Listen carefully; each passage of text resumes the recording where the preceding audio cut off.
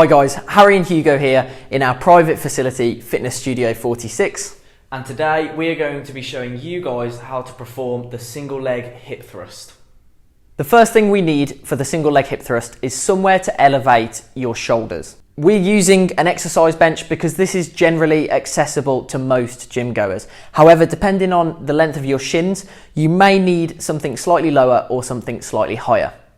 What we're going to do is get Hugo to place his shoulder blades on top of the bench. Now, before we progress this movement onto the single leg variation, we need to check his positioning, and to do that, we're going to check it whilst both feet are down on the floor. The two positions we need to check is his start position and his finish position. With the start position, we need to make sure that his feet are flat on the floor. His hips are going to be sunken down towards the floor and anteriorly tilted, which means that he's creating this arch through his lower back. So his hips and his bum are sinking down towards the floor. He needs to keep his chest tall and his chin tucked. Now we're happy with his start position, we're going to get him to drive his hips up and check the top position. So here, again, we're looking to see that the feet are flat. At his hips, we're looking for the opposite of the anterior tilt, which is the posterior tilt. So he's going to tuck his ribs down in towards his hips, and that's going to pull his hips underneath himself.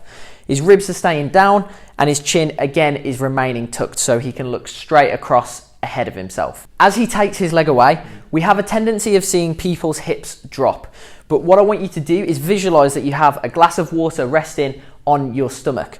And from there, we want to keep the glass flat so that we didn't spill any water as he transitions from two legs to one. Now we've got this top position sorted, we're going to sink down, create that arch through his lower back, butt towards the floor, and then drive up and squeeze into that tilt. Slowly sink down, drive up and squeeze. And at the top, we're pausing for a split second to get that hard contraction on his glutes. And you should feel that side working, am I right? Yeah. I love the single leg hip thrust because it can be done anywhere, at any time. It's very effective for home workouts. No matter where or when you're doing it, it is a staple in our programming because of how good it is at developing the glutes and hamstrings unilaterally.